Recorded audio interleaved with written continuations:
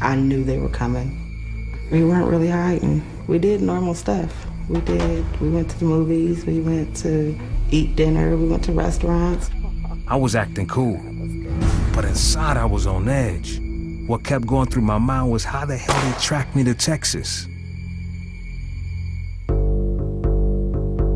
You get behind this one, little one. And one day, my boss at the dealership said he needed to talk to me. Jeremiah, I need to talk to you for a second.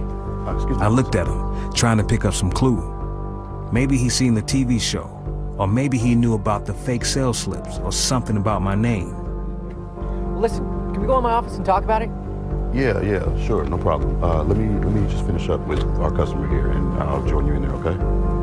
Okay. He was a fool to give me that window.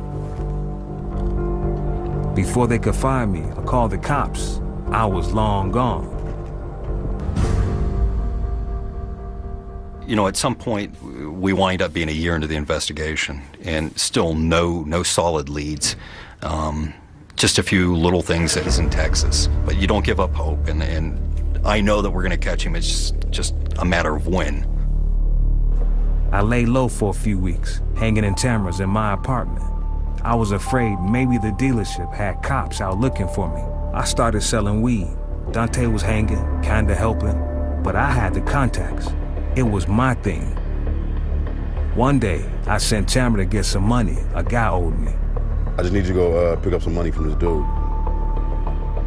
Later, Dante went himself to pick up the dough, but the guy told him I already had it. It's going all good if I could get my money for my weed. I paid that girl. That girl, what girl? Your friend, Dante freaked. Or something? Tamara? I don't know, I guess, maybe. I think the money was supposed to be for them to split or something, and Thomas just ended up keeping all of it. And so Dante was mad, and he was calling. Thomas stopped answering his phone calls. Lollis, what's up with my money, man? What's up with your money? I talked to Kev, said he gave the money to your girl. That's right. You know what the problem is? We smoke with fools No, that's nowadays. the problem, you smoke man. with everybody nowadays, and everybody think they family. How you helping me? How you helping me? You to Houston with me. I don't care about no ride to Houston. You rolling with me. You rolling with me. You asked me to come with you. Right? You remember what you did in Ohio? Basically, Dante was like, if you're not gonna give me my half of the money, I'm gonna turn you in. I thought there was no way Dante would turn me in. Brothers don't do that to brothers.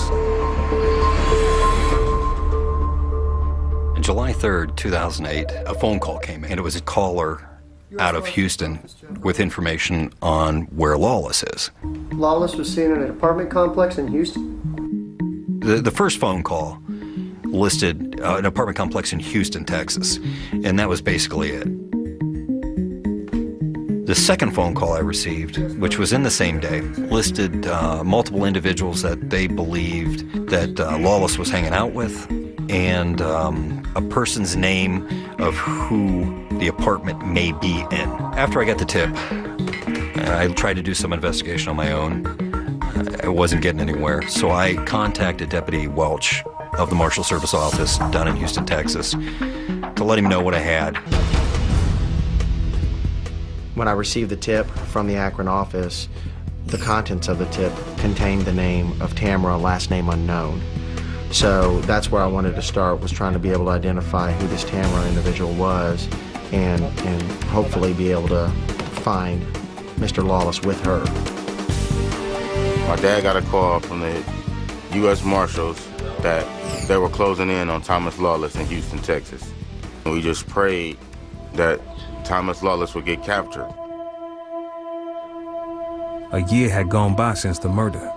Tamara was having trouble sleeping, worried that our lives were gonna come crashing down around us. I tell her, relax, baby, the police ain't coming. Still, she was nervous about my beef with Dante.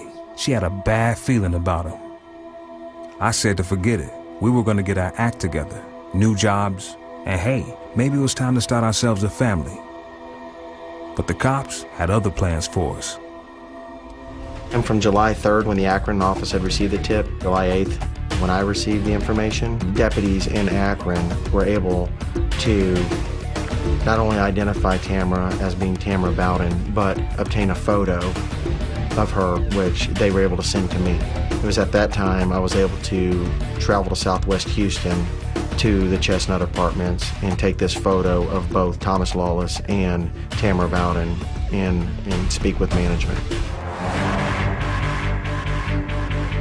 The morning of July 10th of 2008, I was able to clearly establish that there was an individual by the name of Tamara Bowden living at the Chestnut Apartments. And I talked to management and I showed them the photos and they immediately were able to say, yeah, they're both there. July 10th, 2008, I remember being in the bed. It was like the whole world didn't exist. It was just like, it was us, just us. It was typical summer, hot day in Houston, Texas, and everybody was getting geared up and ready to go and track down this violent individual. We got on our radios, okay guys, it's apartment 44. We need to stay focused on this. We need to make sure we have the front as well as the rear in particularly covered. 44 was an upstairs unit. So the only entrance and exit that was available to that particular apartment was the front door. A neighbor opened the door and was kind of surprised to see us standing there. He motioned to us, "Are you guys looking for him?" in a kind of a whispered tone, and I just nodded yes. And he verified, he goes, "He's in there right now." Knowing that Thomas Lollis had been on the run for over a year, we were expecting some resistance. We were preparing for what could be the worst. We didn't know what was about to happen when we went through the door. As we got stacked up, heart was racing. We tried to use the key to actually open the apartment, and it was deadbolted from the inside. We started to knock and announce our presence. I kept hearing a tapping. It's waking me up out of my sleep. So I'm like, babe, somebody at the door. Babe, get out. Police at the door. Get out. Get out.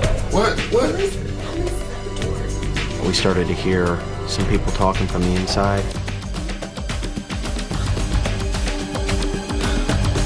as well as some running, some movement. At this point, we had to make a forced entry using our ram through the front door.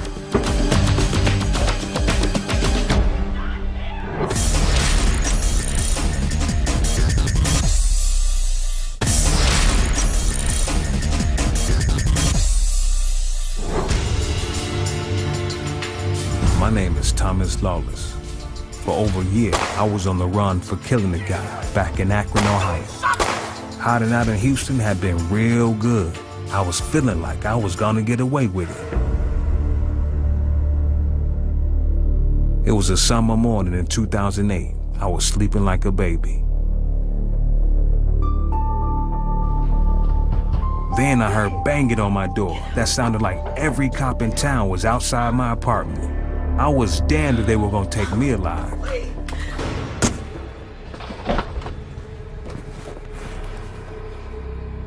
As soon as we make it into the living room, we're confronted by Tamara Bowden, who's just screaming hysterically, saying, you know, he's not here. We hadn't even begun to tell her who we were looking for. The cops were all over Tamara, but I was climbing out the window, 2 stories off the ground. The Houston police and the U.S. Marshals, they were holding guns to me and telling me to get on the ground, so I threw my hands up and laid down on the ground. They put me in handcuffs. They said, "What is he wearing?" I'm like, "What is who wearing?" They're like, "Thomas, what is he wearing?" I'm like, "I don't know." I told him I didn't know because I didn't want him to find him.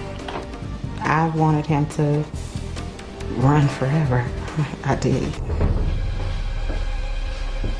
It was at that time the blinds in the back bedroom were actually moving, and we saw some hands that were hanging off the ledge. I was hanging there, truly, truly scared. If I fell, I could break my neck, maybe die. He's out the window. I could hear them coming over to the window. I closed my eyes and just let go. The pain was like someone shot me, but I just took off running. When he jumped out the window and I made my way over to the blinds, I moved him, and as I looked up, I could see him running through the parking lot to the neighboring apartment complex with about 8 officers running behind him. We weren't expecting Lollis to jump out the back window, but we had planned for it. I was pumping as fast as I could. Seemed like the police were everywhere. I had to hide and get off my busted hill, so I looked for the first unlocked door. Shut up! When I heard the lady begin to cry and yell, I began to think that this is really getting out of control. You know, we have innocent civilians that are now involved. It could be a hostage situation.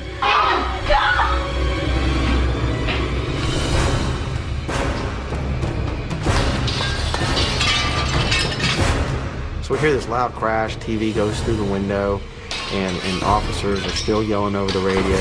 He's going through the back window. I immediately turn around and take off down the side of that apartment building. I couldn't think. I was just reacting like a hunted, wounded animal, just trying to get away. When I got up on that fence and I observed Thomas Lollis holding his ankle and crying like a baby, I knew that he was in a lot of pain. And I think the adrenaline rush of him jumping out the window and leading us on this foot pursuit was over. Get off and give me a doctor! Hey. All I wanted was to go to the hospital. I was done. No more running. We met with doctors, and they advised us that the heel bone was indeed fractured, and the x-ray of this heel bone was just disgusting. It had splintered from the bottom, probably about 4 inches going up his leg. So that's how they got me. It was a good run from the moment I took off to the moment I was caught a year later. It was a great feeling knowing that after a year that this guy's been on the run, we were able to finally get him in custody.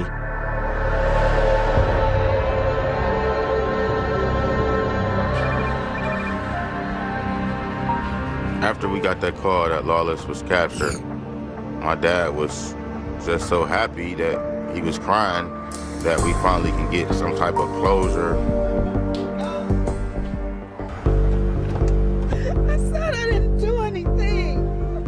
I was ultimately charged with hindering apprehension, harboring a fugitive.